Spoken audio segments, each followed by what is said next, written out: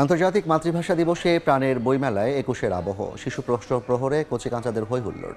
দর্শনার্থীর ভিড় বাড়ায় ভালো বেচাকেনার আশা প্রকাশকদের। এই মুহূর্তে মেলা প্রাঙ্গণে আছেন রিপোর্টার উম্মে হানি। সরাসরি যাচ্ছি তার কাছে। হানি, আজ আন্তর্জাতিক মাতৃভাষা দিবস এবং শুক্রবার সেই হিসেবে কিন্তু আজকে শিশু প্রহরও রয়েছে এবং এই ২১শে ফেব্রুয়ারির প্রহরে কিন্তু আসলে শিশুদেরকে নিয়ে দেখা যাচ্ছে যে মেলায় একটি বাড়তি আবহ তৈরি করছে।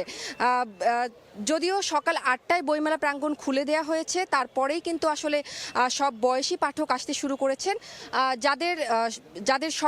যাদের সবার মধ্যে কিন্তু আমরা দেখতে পাচ্ছি ২১-এর আবহ এবং শিশু কিশোররাও নিজেদের মধ্যে কিন্তু ধারণ করেছে একেবারেই যে বলা যায় যে একটা ২১-এর আবহ। এবং আজ ২১শে ফেব্রুয়ারি হওয়ায় কিন্তু আমরা সব বয়সী মানুষেরা আসলে আসলেও শিশু প্রহর থাকায় কিন্তু মেলা প্রাঙ্গণ অন্য এক মাত্রা পেয়েছে।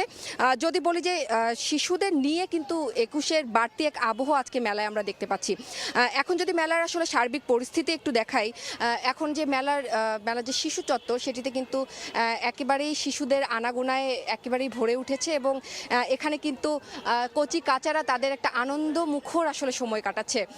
এখানে যে শিশু চত্বরের যে কিডস জোনটি সেটিতে কিন্তু বাচ্চাদের বিশেষ খেলাধুলার একটা আয়োজন করা হয়েছে এবং এখানে কিন্তু তারা বেশ আনন্দ নিয়ে আসলে উপভোগ করছে বইমেলা প্রাঙ্গণ।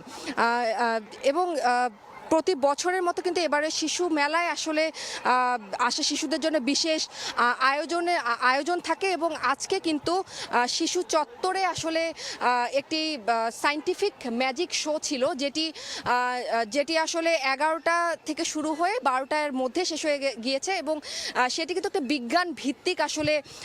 বিজ্ঞান ভিত্তিক একটি আসলে ম্যাজিক শো ছিল। এই ছিল আমার কাছে অমর ২১শে বইমেলা প্রাঙ্গণ থেকে সর্বশেষ। সরাসরি যুক্ত ছিলাম অমর ২১-এ বইমেলা প্রাঙ্গণ থেকে।